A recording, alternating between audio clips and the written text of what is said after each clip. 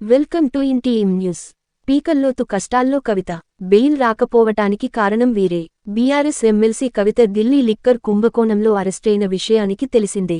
అయితే సీబీఐ కేసులో జూలై 7వ తేదీ వరకు, ఈడీ కేసులో జూలై 3 వరకు కవితకు జ్యుడిషియల్ కస్టడీని రౌస్ అవెన్యూ కోర్టు పొడిగించిన విషయానికి తెలిసిందే.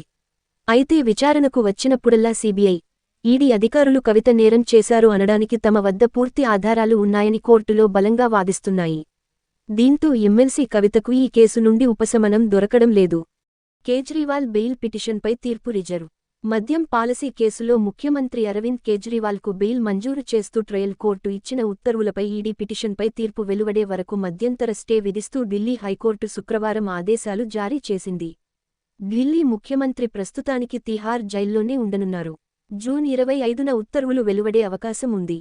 ఉత్తర్వులు వెలువడే వరకు ట్రయల్ కోర్ట్ ఆర్డర్ ఆపరేషన్పై స్టే విధించబడింది అని కోర్టు తెలిపింది. బీజేపీపై ప్రియాంక గాంధీ ఫైర్. అవినీతితో దేశాన్ని నిర్వీర్యం చేస్తున్నారని ప్రధాని మోదీ నేతృత్వంలోని ఎన్డీఏ సర్కారుపై కాంగ్రెస్ అగ్రనేత ప్రియాంక గాంధీ ఫైర్ అయ్యారు. పేపర్ లీకేజీల వ్యవహారంలో కేంద్ర ప్రభుత్వాన్ని తప్పుబట్టారు.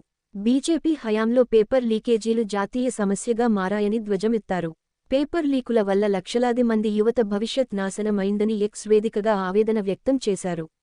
గత 5 ఏళ్లలో దేశంలో 43 రిక్రూట్మెంట్ పరీక్షల పేపర్లు లీకయ్యాయన్నారు.